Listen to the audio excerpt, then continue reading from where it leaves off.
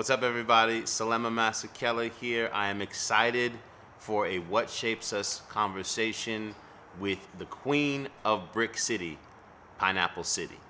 How are you in this time? I think that this time really gave us an opportunity to really step out of the box creative with the creative aspects of how we go about things. So for me, it was just really transitioning from, okay, we're not touring, but I can definitely still give live shows on Instagram, Zoom, Twitch. There's plenty of ways around it. You can make it through anything, and anything is possible. So that's kind of the mindset I keep for sure. I know about your injury, which is crazy. Car accident, destroy your foot. You're basically disabled for 2 years before you're able to walk again. How does an experience like that end up serving you as an artist? When you talk about that ability to pivot. Some of the worst times in our life or our worst experience really teach us the most. And for me, what it taught me, like I said before, was just really to never give up. Really knowing that music is my passion and this is something that I want to do regardless. And so I just have to keep going past any obstacle I face. But just going through that accident really propelled me to push the law of attraction and to push manifestation and believing in yourself into all of my music. It changed me in that aspect to just be a more positive and resilient person. One of the things that you do so well is you don't try to be anybody else. The hip hop industry, the music industry tries to crowd, especially female artists, onto one little small island, almost like Survivor, right? Like you come out and immediately like, okay, who we're gonna pit her up against? Watching your rise and the road that you've been on, you've stayed and remained yourself. I think what's dope about that is that there are even enough women in hip hop right now for me to even be compared to. You know what I'm saying? So I kind of look at the positive in everything, bro. I commend the fact that we're in a time where it's a great time to be a woman in hip hop right now. And for me, just outside of being a woman, it's always important for me to be authentically myself. I couldn't really live with myself if I attempted to be anybody else. And I just really want to like be an inspiration to people as much as I can, because I needed that inspiration growing up. You know what I'm saying? So we all need to be raw and authentic, bro. We all need to like show our real story, because there's people out there that need it. You and I have something in common in that our parents, our fathers especially, were like really deeply rooted in music, and that was an influence early. My earliest memories with my father were wasn't going to the park or going to the amusement park or whatever. It was going to the club and watching him perform. Yeah, I mean, for me, I feel like even if I never saw him DJ a day in my life, it was like embedded in my blood. You know what I'm saying? It was something in my genetic code that like, yo, music is me. And so my dad owned a record store in Irvington, and I used to see so many hip hop artists that were from the Jersey area just come through there all the time. And it was such an inspiration for me. And like seeing my dad like DJ at all these different events. And then too, like my grandfather's a DJ, like my stepfather's a DJ.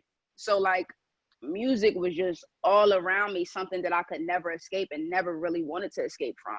And seeing so many legends come out of that area was like, yo, I can do this. I can be somebody. And I really want to, put my mark on the world in the same way that these people did. I mean, just thinking about Jersey, you know what I'm saying? Like Lauryn Hill, bro, like Queen Latifah, Whitney Houston. Like, let's just start off with those three women right there. You know what I'm saying? Like my dad, my stepfather, and my grandfather played their records to death because they were from where I was from. And I think in a way that embedded a passion in me and also a resilience to just like keep going no matter what.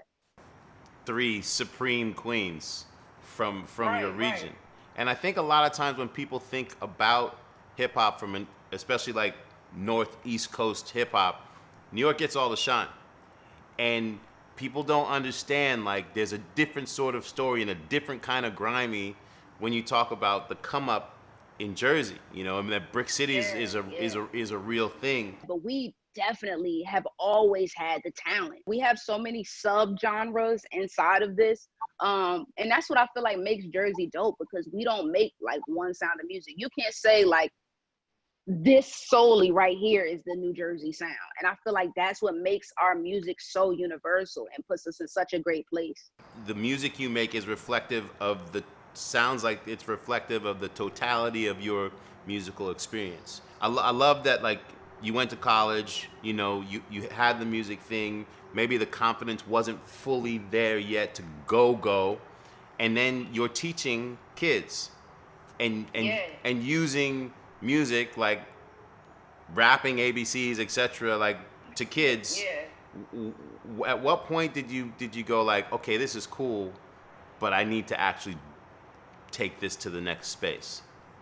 Yo, it's so funny because excuse me, right before I was a daycare teacher, I was taking my music seriously, but like not as seriously as I should. Like I had a couple mixtapes, don't tell nobody, under the name City Fresh, that are on Dat Piff right now. But like that, yeah, like way back in the day. Exclusive. Yeah, man. So I was literally a daycare teacher, and like you said, just singing songs to the kids. And I remember I had been thinking about at the time quitting my job so much, but it hadn't been like a solidified I'm doing this today kind of thing. And I remember my boss coming in, and I was like rapping a song that I had made up to the kids, and it would actually like help the kids learn faster and everything like that. And my boss came in and she's like, man, these songs that you're making for the kids, like you should do it more. Like you should make a kids album. I'm like, I gotta go. This is, you know what I'm saying? This is going too far, to the point where you think like this is where my journey is. Like this is what, and it wasn't for me. Like I love the kids. I'm always love the kids. City love the kids. You know what I'm saying? But for me, I knew that it was a piece of myself I would continuously leave behind if I didn't fully commit to who I was.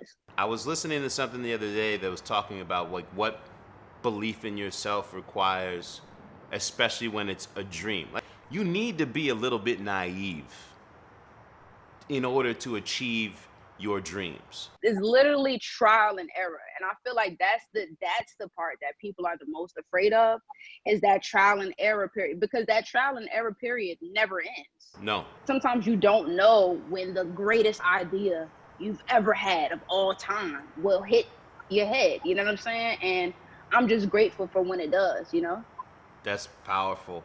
There's also something I think about, how does right now, how is it affecting you? What's coming up? Are you writing in different directions than you were before? I had to really step back and evaluate how to really handle this time period, because not even just as an artist, but just as a human being, as a Black person, this was a very weird time to experience, and also a lot of positive things in it as well, because you know, just going to the protests and seeing how many people are really fighting for our cause was such a beautiful thing. You know, it was like, you know, a really sad situation while we all came together, but we all came together and we're fighting for something you know, bigger than us as individuals. And that was an amazing thing to me. I really, really appreciate this conversation. You know, like sitting with your music, I said, I feel like I already have a sense of this person and we're gonna vibe. And this has been beyond anything that I could have. I had no expectations, but you smashed them. And I wish you the best. Thank you. Bless you, bro. I appreciate you, man. I hope you continue to excel in any and everything that you do, man. 2020 has been a crazy year, but I feel like at the end of it all, we're all going to come out stronger, better, and more successful people at the end. So I wish that same thing upon you that you wish on me, bro. Thank you. I will do my best with what I have been given in the same way. Peace to you.